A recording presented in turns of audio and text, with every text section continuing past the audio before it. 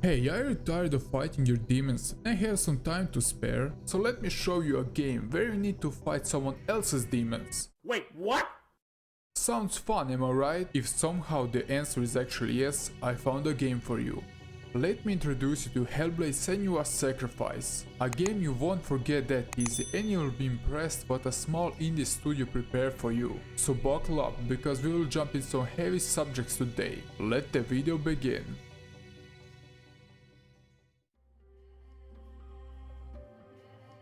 Plagued visions, a tormented mind, mixed voices neglecting every move you make. What would be a nightmare for everyone is sadly a normal day in Senua's life. As AAA titles don't dive in such messy and deep thematics, you can bet that some creative indie developers dare to. But never did a game dive that deep and succeed to paint us a picture of what would be like to suffer from severe psychosis. Ninja Theory has joined forces with doctors and professionals so they could respectfully show us how would it felt like to suffer from mental illness. Or at least they tried to. If this sends shivers down your spine of just think about it, prepare yourself, because this game isn't for the light-hearted.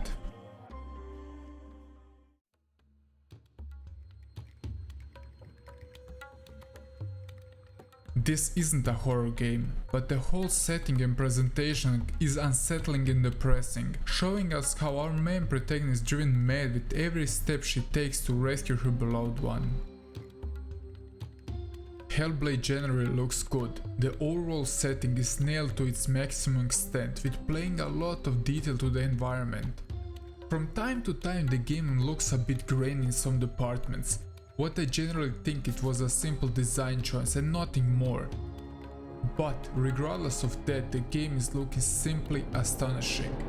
The game plays a lot with darkness and lights. No, get those lights off! Reflecting Senua's mental state. How they manage to show us the darkness is following us is very uncomfortable, because you will find yourself often in dark corridors, but also in open beach areas, so the variety is here. Because the game used real actors for the game, the facial animation hits a peak. You cannot escape the darkness. Your curse will make everyone suffer. You will have blood on your hands! And it could be easily compared with every other AAA title in this segment. I'm even going that far that I would say that some AAA games can hide in Hellblade's shadow. Get it? Shadow? Because you're followed by shadows. Well, that was a bad joke. If you wanna see bad face animations, just look at Mass Effect Andromeda. What the fuck was that, EA? It looks like the characters got too much botox in their face, looking like plastic dolls. We're from Arc Hyperion, and wondering where everybody went. But where the game actually cranks up to 11 is the voice acting. As Senua is hearing voices all the time, they gave much effort so they sound as realistic they could. And the only way this game should be played is with good headphones. What if each one of us is always dreaming, even when awake, and we only see what our inner eye creates for us? Is this what hell is? In the documentary that was included in the game, they showed us how they use few voice actors at once walking to the mic and wait to demonstrate us how the voices are coming and going away. Just remarkable, and I hope you take some time to watch it. See how she's going.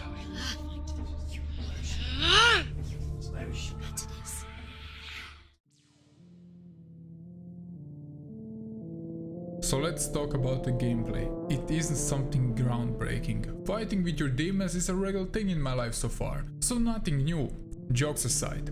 But Hellblade's combat is, how do I put it so you don't get me wrong? It isn't something you haven't seen already before. But that doesn't mean the combat isn't good or anything. It was stressful, and I cursed a lot, and I got hand cramps because of one simple thing. And that's because the game tells you if you die too many times, you end up with your save file being deleted. Oh no! So yeah, I was very much under pressure because I'm not exactly the Dark Souls type of a guy. Not that this game is hard like a Souls game, but it resembles a bit. The combat resolves pretty simple. You have a heavy and a light attack, plus block, and a melee attack, which could be combined with the other attacks and a dash attack. As the camera is close behind you, it's really hard to see, but some of those voices would whisper behind you, what can give you an indication that you will get attacked, what I found really good if you trust those sons of bitches. There are a few different enemy types plus few bosses, but after you got to know the pattern it's pretty predictable to some degree, and the game gets only harder from one aspect, and that is adding more enemies into the mix. But I enjoyed the fighting. It was really simple to get on track, and it was really fun to get your flow going and trying not to get hit. And as the game isn't too long, the combat doesn't get that repetitive, because I would take now a wild guess that the combat with the walking simulation is a mix to a 60-40%, so you will be more solving puzzles than fighting. The puzzle element is the lowest point in the game for me. To talk about the puzzle segment, Senua has a special vision mode granted through her mental state, what is a great design idea. So she can see runes and other signs and you need to align them. What at first was very interesting, but after the 5th time, yeah, you get my problem. Of course, the game shows you sometimes more challenges, like you need to switch dimensions to see certain runes so you can open a door in a certain dimension to return to the other and progress. But overall it was same in my eyes, and throw a little backtracking in the mix. So overall, combat thumbs up, puzzles, well, it was good at first but later a bit strenuous.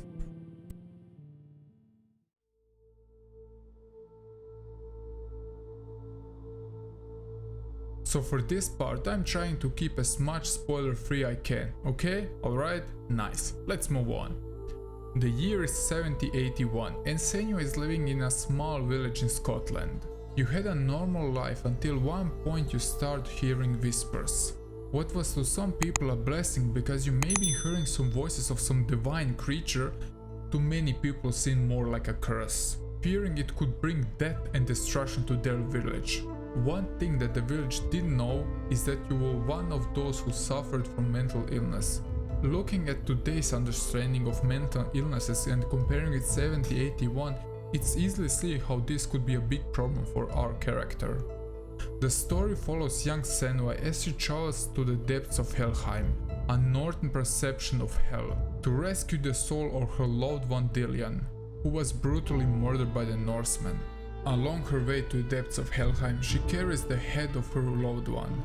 Seeing how she is determined to rescue his soul is really sad and depressing. At some point I stopped playing and just wonder, what if this all is just in her head? Or maybe he isn't actually dead but maybe left her because of her state? Or even worse, what if Dylan didn't exist at all? Those were some thoughts that really hooked me in the game even more.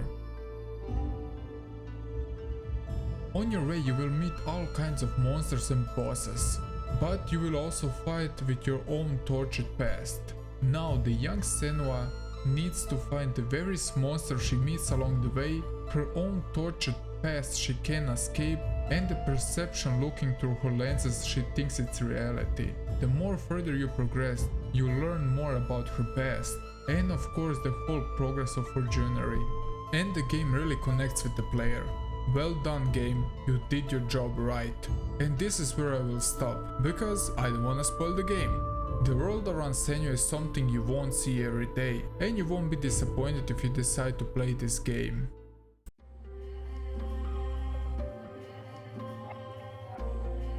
Ninja Theory crafted something really remarkable, and showed us there is always room in the game industry for a single player experience, and it doesn't need everything to resolve around multiplayer games.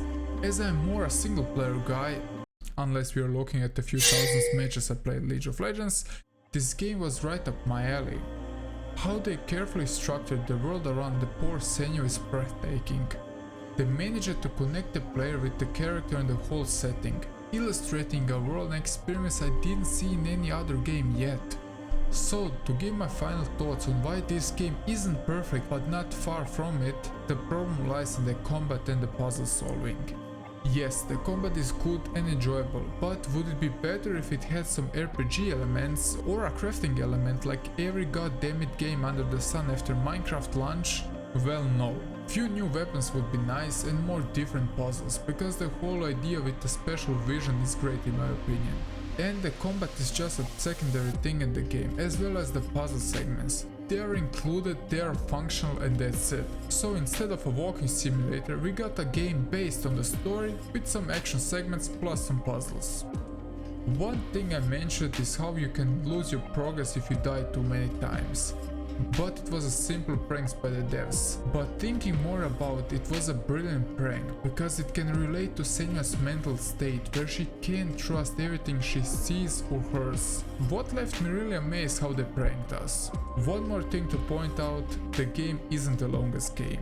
It can be beaten around 5 hours, what is kinda short, but a 5-hour mark was just enough so I didn't get sick of the combat or the puzzles, but it was enough time to get new Senua and connect with the whole story and start caring what will happen to her.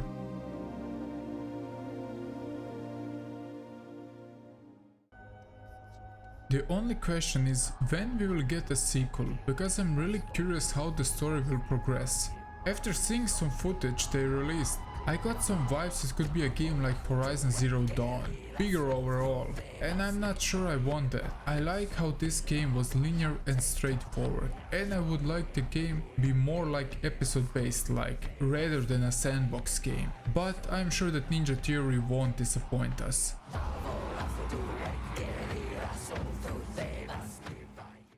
Thanks for making to the end of the review. I'm sorry I didn't put any new content for over a month, I was on a vacation. Lame excuse, I know, but I will try to put new videos every 2 weeks or so. For more insight, follow me on Instagram to be up to date.